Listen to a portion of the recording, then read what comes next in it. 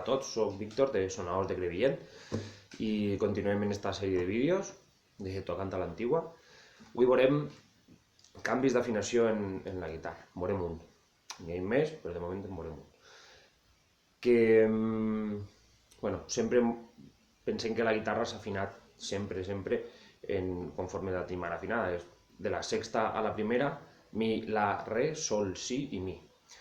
Sí, moltes voltes s'ha afinat així, però algunes voltes, en alguns punts concrets, s'ha afinat d'una forma diferent.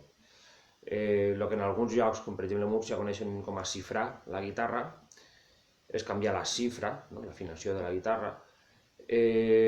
Aquí en el nostre territori, per exemple, Fermín Pardo, en el seu llibre La música popular en la tradició valenciana, ell ho ha trobat en músics tradicionals i ho anomenen com a tocar per l'aragonesa. Que ens recorde bé, crec que és per l'aragonesa. I consisteix en la segona corda, la que està en si, pujar-la a do.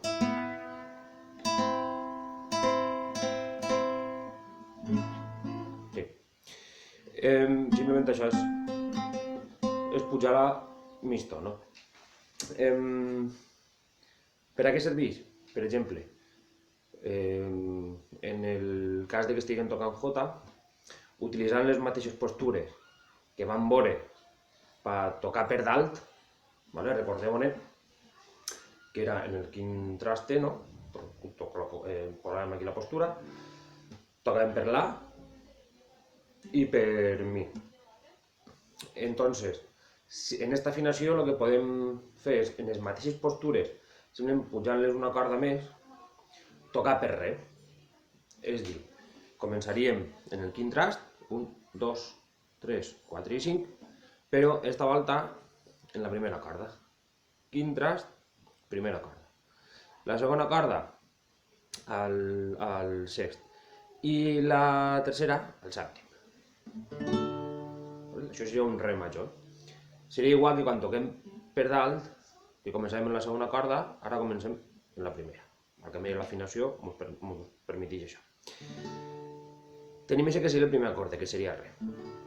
I luego, igual que en l'altra que toquen per dalt o per baix, recordeu la controvèrsia de noms, si baixem el segon dit i el tercer dit i pisem la segona corda en el xicotet, és dir, fem esta, primer, segon, tercer i el xicotet.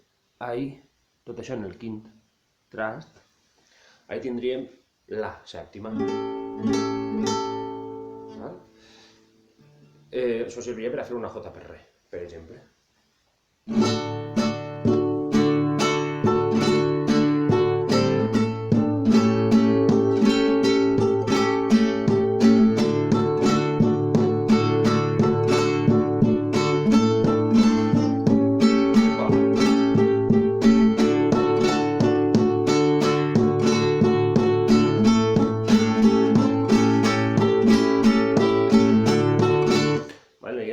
D'aquesta forma podríem tocar una jota per re en una altra sonoritat, d'altres acords, i tocant-la per dalt o per baix.